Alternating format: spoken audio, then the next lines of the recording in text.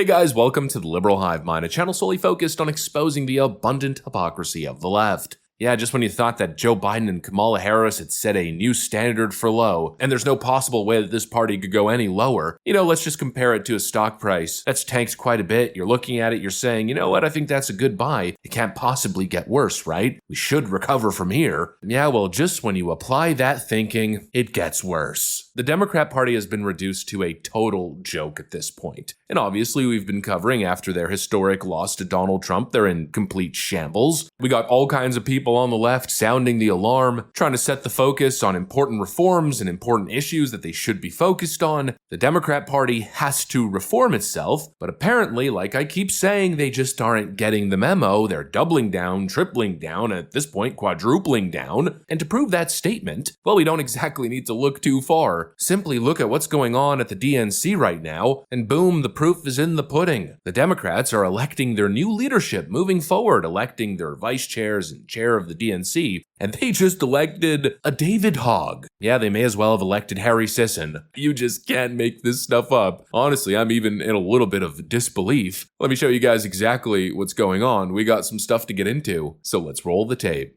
Alright, so yeah, it's real. David Hogg was just elected vice chair of the DNC. Take a look at this. Are you ready to go on the offense? Yeah! We have to win back our young people. I am the only candidate in this race for any of these positions that is under 30. We had a 20-point shift to the right of our young people. We must show our young people we give a damn about them, that we support them, and we invest in them. I have raised over $11 million in the past year to support the future of our party, because I don't just tweet, I don't just talk the talk, I also walk the walk and I knock the knock in doors across the country. Yeah, this is the future of the Democrat Party, I guess. Just vapid activism. And I gotta tell you, I'm not so bothered. If this is the direction that they're headed towards, if this is their leadership now, I'm just gonna say it, this political party is completely doomed. They've handed a leadership position to a guy who has no real political experience, and frankly does nothing but complain and grift all over social media. They're handing over the reins of their political party to a literal walking meme. It's just not a good look. David Hogg is not that guy. He's the kid who got famous and built his entire career off a tragic event. And he's painted this picture for himself as some sort of inspiring tale of a kid who wanted to make a difference. But in reality, once you peek beneath the surface, it really doesn't seem like that's the case at all. See, most people assume that David Hogg became an activist because he deeply cared about gun control. He's motivated by a strong moral conviction. But a lot of people don't see it that way. A lot of people believe the reason David Hogg became a gun control activist is because he saw it as an opportunity to launch his career. A lot of people are put off by the fact that he thrust himself in front of every camera possible in the wake of a tragedy. It seemed less like he was trying to make a difference and more like he just wanted to make a name for himself. There's all kinds of evidence to basically back this claim up. We've got this piece from the Miami Herald. Student reporter interviews classmates hiding from gunmen in Florida high school. David Hogg, a senior and student reporter at Marjorie Stoneman Douglas High School, recorded interviews with some of his classmates on February the 14th as they were hiding from an active shooter in the school, Hogg told the Sun Centennial. We've also got an old archived Reddit post where David Hogg wrote this: "I'm a 16-year-old that's always wanted to be a reporter on 60 Minutes since I was 8. What do you think the major steps are to get there?" He then goes into details about his ambition, and this was written by the account Davis Green 111 on r/journalism, and here's actual evidence to show that that account is his. He posted a video which went viral at one point titled "Lifeguard Goes on a Massive Power Trip on 17-Year-Old," and the kid's response is hilarious. And in the comments section, he confirms that he is in fact David Hogg. It says David Hogg me, I believe referring to himself in the video. And so basically, there's a picture painted of David Hogg where he's obsessed with being on TV, being a TV reporter, soaking up all the sunlight.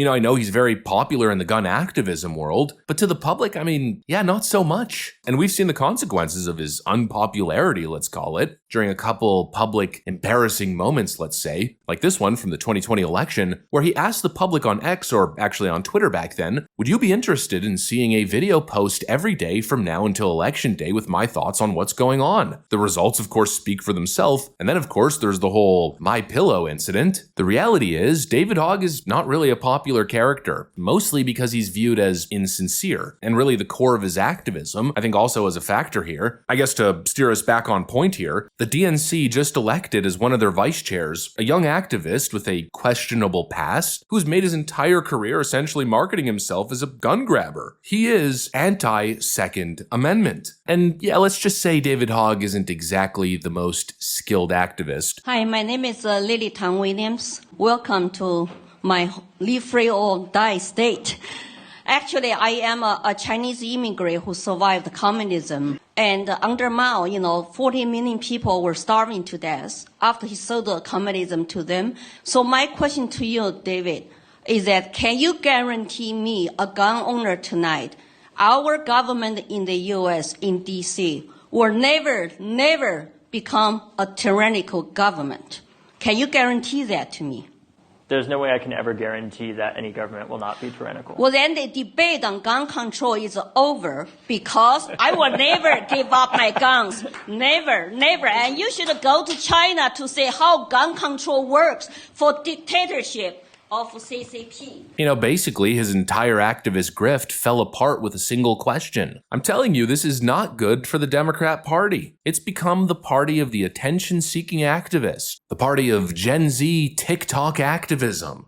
Basically what lost them the last election, what they did was run a Gen Z activist campaign with Kamala Harris, and it totally backfired. In fact, it also backfired with Gen Z voters, if you could even believe that. And now here are the Democrats making the same mistake again. This is the future of their party. They're doubling down on everything that people don't like about the DNC. Sucks for them, but like I keep saying, I'm not exactly mad about it. No, in fact, quite to the contrary. I fully endorse and encourage everything the Democrats are doing right now. Absolutely fantastic. Why not? David Hogg, fantastic. I couldn't have picked a better candidate myself. It's like I keep saying, I've been making a lot of Harry Sisson videos lately, and people keep coming after me in the comment section. Why are you platforming him? Why are you giving this guy attention? It's your fault that Harry Sisson is relevant. Yeah, that's literally the point. Exactly. That is a strategic decision that I have made. Initially when Harry Sisson first popped up on the scene, he was actually the first person I muted on the platform. I have a no mute, no block policy. I believe in free speech, especially speech that I disagree with, and actually, I like hearing what the leftoids have to say. I'm always watching left-wing media, and I'm following all these top leftist thought leaders on all the big social media platforms, but Harry Sisson was the first person that came up, and I was just like, nope, can't do this. But I've had a complete 180 change of heart as of late. Actually, I've unmuted Harry Sisson, and I watch most of his videos, and I'm purposely trying to platform him as much as I can because he's an absolute disaster for the left. And now it's obvious that the Democrats are doubling down. The Harry Sissons of the world, the AOCs, the David Hoggs, they are becoming the mainstream Democrat Party. They seem to be the next generation that's going to be taking all of these seats and positions. And honestly, it feels like a gift to the GOP. So why not? The Democrats are making their bed. This is the future of the party. And so why not? David Hogg it is. It'll be interesting to see how this works out. The Democrats elect a very deeply unpopular, quite controversial gun grabber as one of their DNC vice chairs. Interesting strategy. Anyways, that's pretty much what I got for you guys. Hopefully you enjoyed the video. If you did, make sure to leave a like and possibly subscribe to the channel. Thanks for watching, and I'll see you on the next one.